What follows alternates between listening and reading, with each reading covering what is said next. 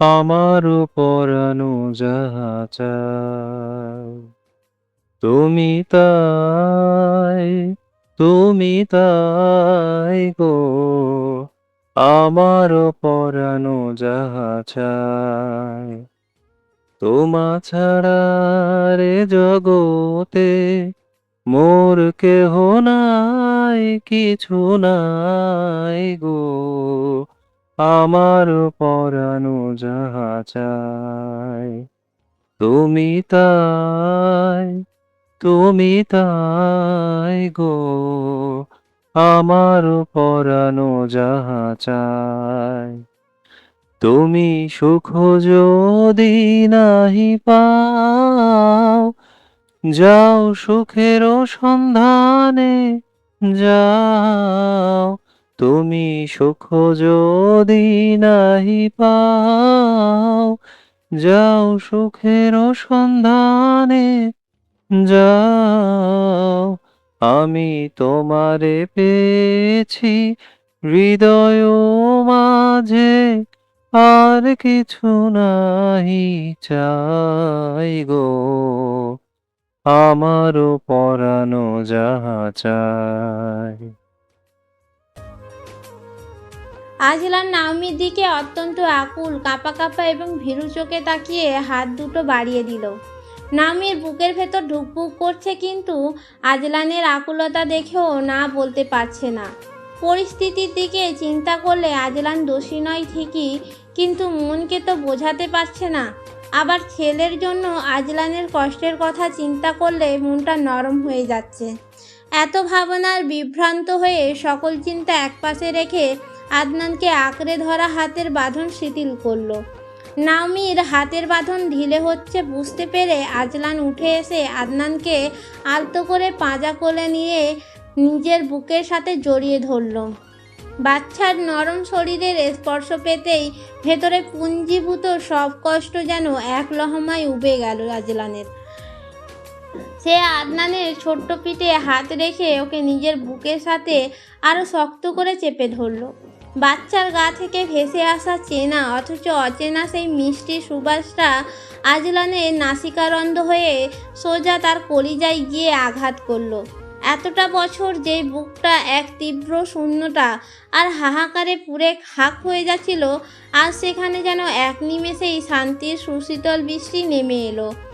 আদনান শুধু দেখেই যাচ্ছে। হুট করে মায়ের কোল থেকে নেওয়ায় কিছুটা ঘাবড়ে গেছিল প্রথমে, কিন্তু পরে শান্ত হয়ে বসে আছে। তার চেনা চেহারা, এটা তো তার বাবাই, তাই না? বুঝছে কি না কে জানে। আজলান আদনানের ঘাড়ের কাছে মুখ গুজে দিল। তার চোখ থেকে নোনা জল গড়িয়ে পড়তে লাগলো অবাধ্যের মতো। তার উত্তপ্ত চোখের জল আদনানের নরম পিঠ ছুঁয়ে দিতেই আদনান প্রথমে একটু ঘাবড়ে গেল।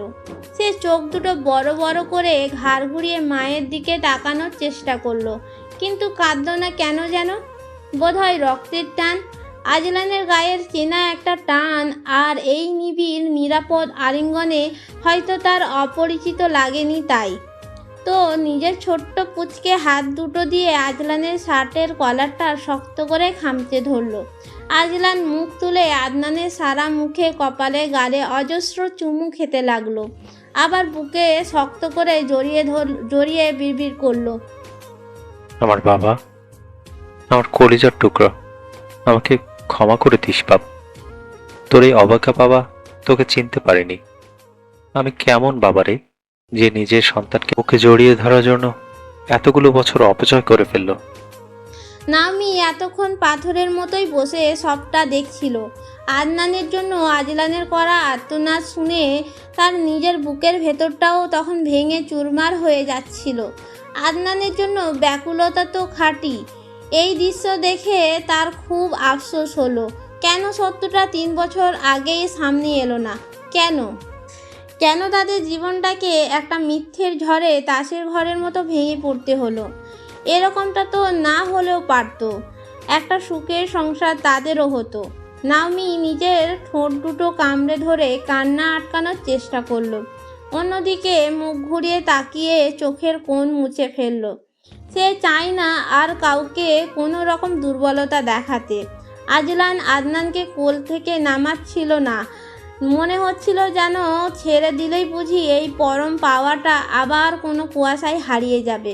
খানিকক্ষণ পর আজলান কিছুটা সামলে উঠলে নাওমির দিকে তাকিয়ে বলল, আমি জানি নমি, যে সময়টা চলে গেছে সেটা আর ফিরে আসবে না। আমরা পারবো না সেটা ফেরাতে, অতীতের কোনো ক্ষতকেই পুরোপুরি মুছে দিতে পারবো না। কিন্তু আজ এই নিষ্পাপ বাচ্চার ছোঁয়া পেয়ে আমার ভেতরের শেষ সংশয়টুকু পুড়ে ছাই হয়ে গিয়েছে। আমার নিজের অজান্তে হোক কিংবা পরিস্থিতির চাপে আমাদের ভালোবাসার সাথে, তোমার বিশ্বাসের সাথে অন্যায় করেছি। তুমি আমাকে ক্ষমা করতে না পারো নূর, কিন্তু আমাদের এই সন্তানটাকে তার বাবার অধিকার থেকে আর দূরে সরিয়ে রেখো না, প্লিজ। নাওমি চুপ করে মেঝের দিকে চেয়ে আছে। নাওমি চুপ থাকা দেখে আজলানের মনে আবার ভয় দানা বাঁধল। আজলান আবারও ব্যাকুল কণ্ঠে বলল, প্লিজ নমি, চুপ থেকো না, কিছু তো বলো। দেখো, আমি তো না বুঝে ভুল করেছি। আচ্ছা, ধরলাম আমি দোষী, কিন্তু এর শাস্তি হিসেবে আমাকে আদনানের থেকে দূরে সরিয়ে দিও না, প্লিজ। আমি সহ্য করতে পারবো না সেটা আর। এতগুলো বছর পর আমি ওকে প্রথমবার আমার কাছে পেয়েছি। নাওমি একটা দীর্ঘশ্বাস ফেলল। মেঝের দিকে থেকে চোখ তুলে সে আজলানের দিকে তাকালো। ঠান্ডা কণ্ঠে বলল, আমি অধিকার কেড়ে নেওয়ার তো কেউ নই, আর আমি অতটা নিষ্ঠুর নই যে একটা বাবার বুক থেকে তার সন্তানকে চিরতরে কেড়ে নেব। আমি আদনানকে আপনার থেকে দূরে সরাবো না। নমের মুখে এইটুকু আশ্বাস পেয়ে আজলানের ফ্যাকাশে মুখে যেন এক চিলতে স্বস্তির আলো ফুটে উঠল। কিন্তু নওমি তাকে পুরোপুরি শান্ত হওয়ার সুযোগ দিল না। সে নিজের কণ্ঠস্বর আরও কিছুটা শক্ত করে বলল, তবে আমার একটা শর্ত আছে আজলান। আপনি ওর বাবা, এই সত্য আমি অস্বীকার করছি না। আপনি যখন ইচ্ছে ওর সাথে দেখা করতে পারবেন, ওকে আদর করতে পারবেন, কিন্তু কিন্তু সময় নিয়ে নাওমি জবাব দিল, কিন্তু আমার ছেলেকে আমার কাছ থেকে আলাদা করে নিজের কাছে নিয়ে যাওয়ার কোনো চেষ্টা আপনি কোনো দিন করতে পারবেন না। এটা নিয়ে কোনো অধিকার দেখাতে পারবেন না। ও আমার কাছেই থাকবে। তো শুনে আজলানের বুকের ভেতরটা ছ্যাদ করে উঠল। সে সন্তানকে আজ প্রথমবার বুকে জড়িয়েছে।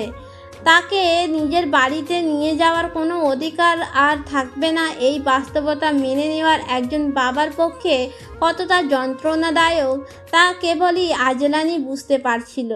তবুও নিজেকে ভাঙতে দিল না। এতটুকুতেই মন খারাপ করে বা ভেঙে পড়ে সে সব কিছু আবার নষ্ট করতে চায় না। আজলান মনে মনে খুব শক্ত করে একটা সিদ্ধান্ত নিল। সে সর্বোচ্চ দিয়ে চেষ্টা করবে নাওমির এই তার হারানোর বিশ্বাস, ভালোবাসা আর আদনানের জন্য সুন্দর একটা জীবন সে নতুন করে বানিয়ে দেবে। ধীরে ধীরে নাওমিকে মানাতে হবে। সে নিজেকে নাওমির জায়গায় দাঁড় করিয়ে ভাবল, একটা মেয়ে একাকী লড়াই করে যে সন্তানকে নিজের জীবনের একমাত্র অবলম্বন বানিয়েছে তাকে কেড়ে নেওয়ার কথা ভাবাও তো একটা অপরাধ। সে আদনানের দিকে তাকিয়ে হেসে বলল, তুমি নিশ্চিন্তে থাকো, আমি কোনোদিন আদনানকে তোমার কোল থেকে কেড়ে নেওয়ার বা নিজের করে আলাদা করে নিয়ে যাওয়ার মতো নোংরা চিন্তা মনেও আনবো না। ও তোমার কাছেই থাকবে, তবে তোমরা দুজন থাকবে আহিলের সংসারে। নামি চমকে তাকালো। নামির প্রতিক্রিয়া দেখে আজলানের ঠোঁট আরেকটু প্রসারিত হলো। একইভাবে বলল, আমি তোমাকে একটা কথা দিয়ে যাচ্ছি নমি। আজলান আজওয়াদ আহিল যেমন 4 বছর আগে নিজের জেদ আর রাগের মুখে সব হারিয়েছিল, সেই আজলান আজ থেকে নিজের সর্বোচ্চ ভালোবাসা আর ধৈর্য দিয়ে তোমাদের আবার নিজে করে পাওয়ার লড়াই শুরু করবে। তুমি আমার সাথে আজ সহজ হতে পারছো না, অতীত ভুলতে পারছো না, সেটা খুবই স্বাভাবিক। তবে আমি হাল ছাড়বো না। আমি অপেক্ষা করবো নূর, ততদিন পর্যন্ত যতদিন না তুমি নিজে থেকে মনে করো যে তোমার এই আহিল সত্যি তোমাকে ভালোবাসে। এক নমি ছাড়া এই আহিল অন্য কারো নয়। আহিলের মুখে নূর নামটা শুনে অদ্ভুতভাবে শিহরিত হলো নওমীর মন। আহিল বিয়ের পর প্রায় আদর করে এই নামে ডাকত। কেউ যত্ন করে তাকে নূর বলে ডাকত না, কখনোই, শুধুমাত্র আহিল ছাড়া। প্রায় সময় বলতো, তুমি আমার নূর, আমার জীবনের নূর, নূর এ মহব্বত হো গেয়া। তখন কথাগুলো শুনে নওমীর মন পুলকিত হতো, দোল খেলে যেত পুরো মনে। শান্ত নিঝুম রাতে আহিল যখন সমস্ত ক্লান্তি ভুলে নওমীকে নিজের বাহুডোরে জড়াত, তখন বড্ড আদর মাখা গলায় খুব মায়া নিয়ে এই একটা নামই উচ্চারণ করত, নূর। নওমী চোখ জোড়া বন্ধ করে 1 সেকেন্ডের জন্য সেই অতীতে হারিয়ে গেল, কিন্তু পরক্ষণেই রূঢ় বর্তমানের ধাক্কায় নিজেকে সামলে নিল। আজলান থেকে চোখ সরিয়ে নিজের মনকে শক্ত করার চেষ্টা করল। একটা ডাকে এত কিছু এত সহজে মুছে গেলে তো হয় না। আজলান নাওমীর মনের এই দোলাচলটুকু স্পষ্ট বুঝতে পারল। সে আদনানের নরম গালে আলতো করে নিজের তর্জনীটা ছুঁয়ে আরেকটু মন ভরে দেখে চুমু খেয়ে নাওমীর কোলে বসিয়ে দিল। তারপর ঝুঁকে ওর চোখের দিকে তাকালো আর বলল, আসছি বাবা, আবার আসবো তোমায় দেখতে। কেমন? আদনান কোনো কথা বলল না, শুধু অবুঝের মতো গোল গোল চোখে আজলানের দিকে তাকিয়ে রইল। আজলান হেসে সোজা হয়ে দাঁড়িয়ে আরো একবার নওমীর মুখের দিকে তাকাল। ছোট্ট করে আসছি বলে পা বাড়ালে 2 কদম হেঁটে আবার পিছু ফিরল সে। নওমী প্রশ্নবিদ্ধ চোখে তাকালো। আজলান নিচু স্বরে বলল, আম্মুকে নিয়ে আসবো, খুব খুশি হবে আদনান তোমাকে দেখলে। আব্বু খুব আফসোস করেছিল তোমার জন্য। শ্বশুরবাড়ির কথা মনে পড়তেই মনে কালো মেঘ জমল নাওমীর। মানুষগুলো ওকে কত ভালোবাসতো, কিন্তু সে তাদের কিছু না জানিয়েই চলে এলো। সে আজলানের দিকে তাকিয়ে মাথা নেড়ে বলল, জি, আব্বুকেও আনিয়েন। আজলান খানিক মলিন হাসলো, দীর্ঘশ্বাস ফেলে বলল, আব্বু আসতে পারবে না। কেন? চটপট উত্তর নাওমীর। সে ভাবলো বোধহয় রেগে আছে তার ওপর। আজলান উত্তর দিল, আব্বু দুনিয়া ত্যাগ করেছেন 1.5 বছর হতে চলল। নাওমীর দুনিয়া যেন থমকে গেল। ঠিক শুনল কি? নিজের কানকে বিশ্বাস করতে পারছে না সে। শরীরটা কেমন যেন অসাড় হয়ে ঠেকতে লাগলো। যে মানুষটা তাকে নিজের মেয়ের মতো আগলে রেখেছিল, পরম মমতায় মাথায় হাত বুলিয়ে দিতেন, সেই মানুষটা দুনিয়াতে নেই। বছর পার হয়ে গেল, সে কিচ্ছুই জানতে পারল না। নিজের বাবা ও মায়ের মৃত্যুর পর ওকে এতটা ভালোবাসেনি যতটা আজলানের বাবা বেসেছে। নাওমীর চোখ ঝাপসা হয়ে এলো। তার শাশুড়ি একটু আধটু শাসন করলেও শ্বশুর সবসময় তাকে আদরে রাখতো। তিনি বলতেন তার মেয়ে না থাকার আফসোস আর নেই। তিনি তো সবসময় নাওমীর ঢাল হয়ে দাঁড়িয়ে থাকতেন। আজলান কোনো কারণে রেগে গেলেই তিনি তো শাসন করে আজলানকে থামাতেন। আর সেই মানুষটা এত বড় একটা কষ্ট বুকে চেপে ছেলের ভাঙা সংসারে হাহাকার দেখতে দেখতেই একদিন চুপচাপ চলে গেলেন। নাওমীর নিজেকে খুব বেশি অপরাধী মনে হলো এক পর্যায়ে। বুকের ভেতর একটা ব্যথা টের পেল। চোখ বেয়ে টপ টপ করে জল গড়িয়ে পড়ল। এত বড় একটা খবর! কাঁপা কাঁপা গলায় বলতে গিয়ে কণ্ঠস্বর কান্নায় বুঝে এলো। আজলানের নিজের চোখ দুটোও তখন ছলছল করে উঠেছে। সে একটা দীর্ঘশ্বাস ফেলে মেঝের দিকে তাকিয়ে অত্যন্ত ভারী গলায় বলল, আব্বু স্ট্রোক করেছিল, মাসখানেক বিছানায় পড়েছিল। তোমার কথা প্রায় বলতো। তুমি চলে আসার পর আমি যখন তাদের এত কিছু বললাম, আব্বু কিছুতেই বিশ্বাস করলো না তুমি এটা করতে পারো। শেষ কয়েকদিন যখন বিছানায় পড়েছিল তখন পর্যন্ত বলতো, আমার মাটাকে এনে দে আহিল। আমি জানি আমার মা এরকম কোনো ভুল করতে পারে না। নাওমী আর নিজেকে সামলাতে পারল না, ফুপিয়ে কেঁদে উঠল। আজলানের এক একটা কথা নাওমীর বুকে তীরের মতো বিঁধতে লাগলো। তীব্র অপরাধবোধ আর শোকে তার বুকটা ফেটে যেতে চাইল। আজলান নিজেকে সামলে আবার বলল, আব্বু চলে যাওয়ার পর আম্মু পুরো ভেঙে পড়েছেন। সারাদিন জায়নামাজে বসে থাকতেন, সাথে আমার জীবন, আমাকে নিয়ে চিন্তা তো আছেই। আজ সামিয়ার ওই জঘন্য সত্যটা জানার পর আমার যতটা না কষ্ট হচ্ছে। তার চেয়ে হাজার গুণ বেশি আফসোস হচ্ছে এই ভেবে যে আব্বু আজ বেঁচে থাকলে ওনার কলিজার টুকরো দাদুভাইকে দেখে কত না খুশি হতেন, কিন্তু আফসোস তিনি জানতেই পারলেন না। ঘরের ভেতরে পরিবেশ এক মুহূর্তে থমথমে পরিবেশ হয়ে পরিবর্তিত হয়ে এক ভারী শোকের চাদরে ঢাকা পড়ে গেল। আদনান মায়ের কান্না দেখে নাওমির দিকে আবুজের মতো পুচকে হাত দিয়ে নাওমির গালের জল মুছে দেওয়ার চেষ্টা করলো। আধো আধো গলায় বলল, কেন কি মা? নাওমির উত্তর দিল না, মুখ চেপে কান্না আটকানোর চেষ্টা করলো। আজ তার মনে হচ্ছে সামিয়ার অন্যায় শুধু তার আর আজলানের সম্পর্কটাকেই খুন করেনি, একটা জলজান্ত হাসি খুশি পরিবারকে তছনছ করে দিয়েছে, কেড়ে নিয়েছে একজন স্নেহের ছায়া দেওয়ার অভিভাবককে। কি ব্যাপার ডাক্তার আজলান, আজ হঠাৎ আমার ডাক পড়লো আপনার কেবিনে? তাও আবার আপনি ডাকলেন? অষ্টম আশ্চর্য। আহিলের কেবিনে ঢুকতে ঢুকতে বলল সামিয়া। আর সকালেই এসে শুনেছে ডিউটি শেষেই যেন আজলানের কেবিনে যেন যায়। আজলান তাকে ডেকেছে।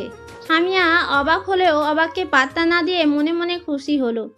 আজলানের সব কিছুই তো তার ভালো লাগে। ও রাগ বিরক্তি দেখালেও তার মনে সারাক্ষণ যেন সব শোনে। আজকে আজলান ডেকেছে শুনে মনটা উড়ু উড়ু করছে। কাজে মন বসাতে পারছে না, আর না পারছে তক্ষুনি ছুটে যেতে। অ্যাসিস্ট্যান্টকে কড়া ভাষায় বলে দিয়েছে যেন আজকে কম রোগীর অ্যাপয়েন্টমেন্ট নেয়, তার স্পেশাল কাজ আছে। সেই থেকে মনটা ছটফট করছে আর ভাবছে হয়তো আজলান তাকে বুঝতেই পারছে। কোনো রকম ডিউটি দ্রুত শেষ করে ছুটে গেল আজলানের কেবিনে। আজলান তখন বসে আছে গম্ভীর মুখে। একটু আগেই ডিউটি শেষ করলো। সে অনেক আগেই বেরিয়ে যেত, কারণ সে বাসায় গিয়ে মাকে নিয়ে বেরোবে নাওমির বাসার উদ্দেশ্যে। মাকে এখনো বলেনি ওদের কথা, তবে বলেছে একটা জায়গায় যাবে। এসব ভাবতে ভাবতেই শোনা গেল সামিয়ার কণ্ঠস্বর। সে মাথা তুলে তাকালো। মুখাবয়ব শক্ত হয়ে গেল তার, চোখে যেন আগুনের ফুলকি দেখা যাচ্ছে। তবুও স্বাভাবিক কণ্ঠে বলল, আয়, আমিই ডেকেছি। সামিয়া খুশি খুশি মনে এসে বসলো। সামিয়ার মনে কি চলছে ভেবে মনে মনে হেসে নিল আজলান। হাসাহাসির শেষে নিজের ওপর বিরক্ত হলো সে। নিজের এত বছরে ব্যক্তিত্ব থেকে বেরিয়ে সে মনে মনে হাসছে।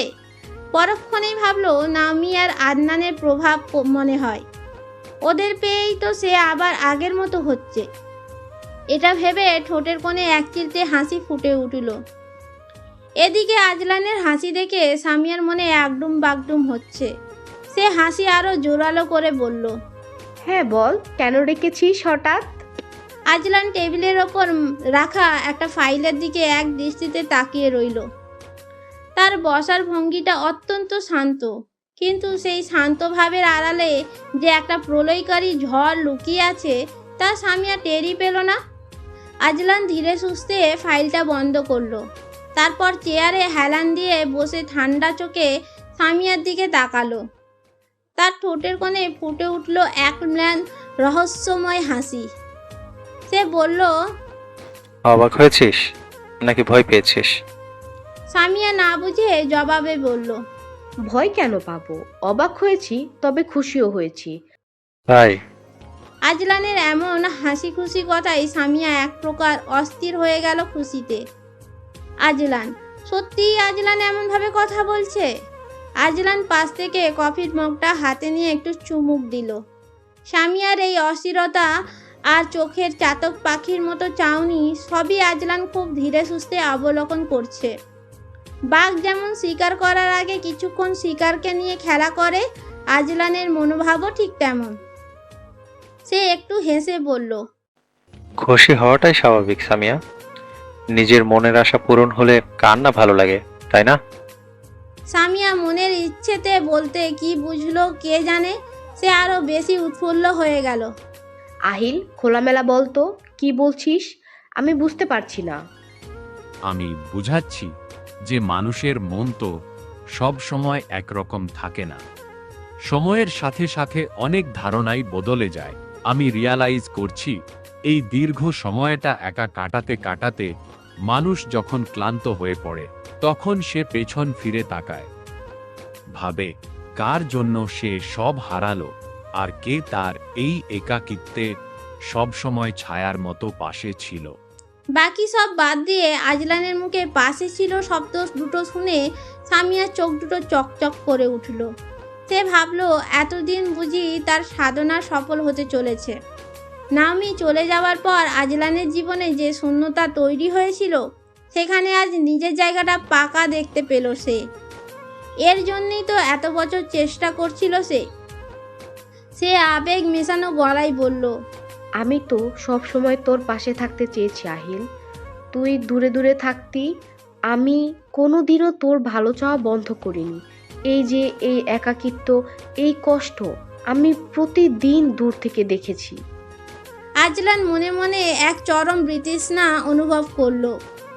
যে মেয়েটা একটা সাজানো সংসারকে নিজের হাতে বানিয়ে ধ্বংস করে দিল, সে আজ কত সহজে সহানুভূতির নাটক করছে, কিন্তু উপরে উপরে এমন ভাব করলো যেন সে খুশি।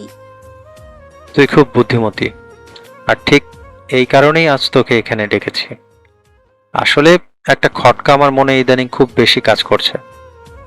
আমি একটা নিখুঁত অঙ্কের হিসাব মেলাতে পারছি না।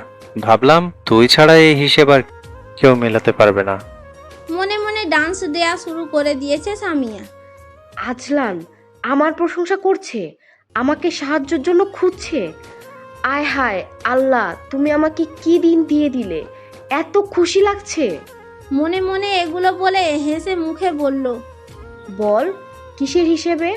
তোকে সমাধান দিতে আমি হাজির। আজলান সময় নিয়ে বলল, এই যে 3 বছর আগে নওমি চলে গেল হঠাৎ, কোথায় গেল, কেন গেল কিছুই বুঝতে পারছি না। আজলানের মুখে নাওমির কথা শুনে মুখের হাসি উবে গেল সামিয়ার। অপ্রস্তুত হলো ভালোই। সামিয়া কোনো মতে নিজের ভেতরের অস্বস্তিটুকু চেপে রাখার চেষ্টা করলো। এই মুহূর্তে আজলানের মুখে নাওমির নাম শোনার জন্য সে একদমই প্রস্তুত ছিল না। তবে নিজেকে সামলে নিয়ে একটু হালকা সুরে হাসার চেষ্টা করলো। এত বছর পর আবার ওগুলো ভাবছিস কেন? ও তো সেই কবেই তোকে ভুল বুঝে রাগ করে নিজের মতো চলে গেছে। এখন আর ওসব ভেবে মাথা খারাপ করার কি দরকার? মাথা খারাপ করছি না, কাল একটা ফাইল দেখতে গিয়ে মনে আসলো ওর কথা। নওমি মেয়েটা ছিল সহজ সরল, ওর হুট করে চলে যাওয়ার কথা মাথায় আসলো কিভাবে? এত বছর পর এসব কথা কেন তুলছিস বলতো আহিল? কারণ মনে হচ্ছে নওমির মতো মেয়েকে আড়াল থেকে উস্কে দিয়ে চলে যেতে কেউ সাহায্য করেছে। আজলান এই ঠান্ডা মাথার অনুমান শুনে সামিয়ার বুকের ভেতরটা যেন একটা বড়সড় ধাক্কা খেলো। সে আমতা আমতা করে বলল, কে উস্কে দেবে আহিল? তুই তো জানিস ও কতটা একগুঁয়ে আর জেদি ছিল। আর যে নিজে চায় ওকে কারো উস্কে দেওয়া লাগে না, বুঝছিস? আমি কারোর উপর দোষ চাপাচ্ছি না সামিয়া, আমি জাস্ট লজিক্যাল ভাবছি। নওমিকে আমি বিয়ে করেছিলাম, ওর রাগ অভিমান সবটা আমার চেনা। ও আর যাই হোক এতটা শক্ত মনের মেয়ে ছিল না যে এত বড় কাজ করবে। এতদিন রাগের বশে পাত্তা না দিলেও এটা এখন মনে পড়ছে, বুঝলি? ও একা কখনো বেরোতোই না, কোনো কিছু আমার কাছ থেকে লুকাতো না। সেখানে কেউ ওকে নিশ্চয়ই জোর করেছে চুপ থাকার জন্য। সামিয়া একটা শুকনো ঢোক গিলল। এসির বাতাসেও তার কপাল বেয়ে এক ফোঁটা ঘাম নেমে এলো। সে একটু বিরক্ত হওয়ার ভান করে বলল, তোর এই লজিকের কোনো মাথামুন্ডু নেই আহিল। যে নিজের ইচ্ছায় চলে যায় সে নিজেকে লুকিয়ে রাখতে পারে, এর মধ্যে অন্য লোক আসবে কোত্থেকে? আর তুই আমাকেই বা এসব কেন জিজ্ঞাসা করছিস? এসব আমি কি করে জানি? আর ও তোকে কিছু লুকাতো না বললি, যে না লুকালো অন্য কারোর সাথে চলে যেত নাকি? তোর ঘাড়ের ওপর বসে অন্য কারোর সাথে? আর বলতে পারল না, তার আগেই টেবিলে উচ্চ শব্দে করাঘাত পড়ল। সামিয়া চমকে উঠল। মুখের বাকি কথাটুকু গলার কাছেই আটকে রইল। আজলান চেয়ার ছেড়ে ধীর পায়ে সোজা হয়ে দাঁড়ালো। এতক্ষণ তার মুখে যে ম্লান কৃত্রিম হাসিটা ছিল তা এক নিমেষেই কর্পূরের মতো উড়ে গেছে। সেখানে এখন ভর করেছে এক ভয়ঙ্কর থমথমে অন্ধকার। চোখ দুটো কুঁচকে সে সামিয়ার দিকে তাকালো। সেই দৃষ্টি এতই প্রখর, তার বিষাক্ত যে সামিয়ার মনে হলো আজলান চোখ দিয়েই আগুনে ঝলসে দিবে। সে আঙুল তুলে হিসিয়ে বলল, মুখ সামলে সামিয়া, তোর ওই নোংরা জিভ দিয়ে নমির নামে আর একটা শব্দ উচ্চারণ করবি না। ও কি করতে পারতো আর কি পারতো না তা আমার চেয়ে ভালো এই দুনিয়ায় কেউ জানে না। আর তুই বলছিস যে আমি বলছি ও লুকাতে পারতো না? এটা ভুল। হ্যাঁ, পারতো না, কারণ ও তোর মতো এত সস্তা, নোংরা আর নিজ মন মানসিকতার মেয়ে ছিল না। সামিয়া এবার পুরোপুরি ভরকে গেল। সে কাঁপা কাঁপা গলায় নিজেকে ডিফেন্ড করার চেষ্টা করে বলল, আহিল, তুই ভুল বুঝছিস। আমি জাস্ট বলছি যে ও যদি তোকে ভালোই বাসতো তবে ওভাবে চলে গেল কেন? তুই কেন আমাকে দোষ দিচ্ছিস? আমি কি করেছি? আহিলে তাচ্ছিল্যের সাথে বলল, তুই কি করেছিস আমায় জিজ্ঞেস করছিস? হাহ, তুই নাটক করছিস আমার সাথে। এইটুকু বলেই থামলো সে। আবার বলতে শুরু করলো। তার ভেতরের পুঞ্জীভূত সব রাগ আর ঘৃণা যেন এক একটা শব্দের মাধ্যমে ঠিকরে বেরোচ্ছিল। আমি তো তোকে এখনো দোষ দিইনি সামিয়া, আমি তো জাস্ট একটা সাধারণ হিসেব মিলাচ্ছিলাম। কিন্তু চোরের মন যে সবসময় পুলিশ পুলিশ করে তা তুই নিজের মুখেই তোর কথা দিয়ে প্রমাণ করে দিলি। আমি কি একবারও বলেছি নমি অন্য কারোর সাথে গেছে? তাহলে তুই জানিস কিভাবে? আমি বলেছি ওকে কেউ উস্কে দিয়েছে, কেউ ওকে চুপ থাকতে বাধ্য করেছে। কিন্তু তুই নিজে থেকেই নমি চরিত্রের উপর কাদা ছেটাতে শুরু করলি। কেন বলতো? যা তোকে বলা হয়নি সেসবও তুই কিভাবে নিজে নিজে সঠিক বলে ফেললি? কারণ ঠিক 3 বছর আগে এই নোংরা নাটকটা তুই নিজেই সাজিয়েছিলি। সামিয়ার মাথায় এখন বাজ পড়ল। তার হাত পা কাঁপতে শুরু করেছে, কপাল বেয়ে ঘামের ফোঁটা পড়ছে, গলা শুকিয়ে এসেছে। এসব এসব তুই বানিয়ে বলছিস আহিল? তোর মাথা খারাপ হয়ে গিয়েছে। আমি কেন এসব করতে যাব? আমি তোর ফ্রেন্ড। ফ্রেন্ড? আজলান একটা তাচ্ছিল্যের হাসি হাসলো। ফ্রেন্ডের মুখোশ পরে তুই আমার পিঠে ছুরি মেরেছিস সামিয়া। আমার একটা হাসি খুশি সংসার তুই জ্বালিয়ে পুড়িয়ে ছারখার করে দিলি। তুই ভেবেছিলি তুই নমিকে ভুল বুঝিয়ে ঘর থেকে তাড়িয়ে দিবি আর আমি সারা জীবন অন্ধ হয়ে থাকবো, কিছু জানতে পারবো না? তুই জানতিস না পাপের ঘোড়া একদিন না একদিন পূর্ণ হয়? থেমে আবার বলল, তবে তুই একদিকে সফল, আমাদের মধ্যকার সম্পর্ককে খুন করতে সফল। আমার মনে নমি আর নমির মনে আমার সম্পর্কে বিষিয়ে দেওয়ায় তুই সফল। আমাদের জীবন থেকে 3টে বছর কেড়ে নিয়ে নরক বানিয়ে ফেলাই তুই সফল। সামিয়া কিছু বলার আগেই দরজা খুলে গেল। সেদিকে তাকিয়ে দেখলো তুহি দাঁড়িয়ে আছে। সামিয়া বুঝলো না নাওমি এখানে কেন। আহিল হেসে বলল, বস সামিয়া, আজকে তোকে স্পেশাল ট্রিটমেন্ট জান্নাত দিবে। মানে? তুহি এগিয়ে এসে বলল, আমার বোনের সাথে যা যা করেছেন তার জন্য আপনার পাওনা আছে না, সেটা আমাকেই দিতে হবে। সামিয়া বুঝতে বাকি রইল না, কিন্তু বোন শুনে সে যেন আকাশ থেকে পড়ল। অবাক হয়ে বলল, বোন মানে? অত মানে তোর বোঝা লাগবে না, ভালোভাবে বলছি, স্বীকার কর কে কে মিলে কি কি করেছিস। সামিয়া এখনো মুখ খুলছে না। সে জেদ দেখিয়ে চিল্লিয়ে বলল, আমি কি করব? আমি কিছু করিনি। শুধু শুধু আমাকে দোষারোপ করছিস। কার না কার কথা শুনে এসেছিস? কে বলেছে তোকে? ওই চরিত্রহীন। বলার আগে মনে হলো গালের ডান পাশটা বোধহয় ছিঁড়েই গেল। মাথা ঘুরে উঠল। ঝাপসা চোখে তাকাতেই দেখলো তুহি অগ্নিদৃষ্টিতে তাকিয়ে আছে। সে তাকাতেই ফুঁসতে ফুঁসতে বলল, খবরদার, নমির নামে যদি আরে একটা বাজে কথা বলেছেন জিভ টেনে ছিঁড়ে ফেলে দেবো একদম। সামিয়া অবাক না হয়ে পারল না।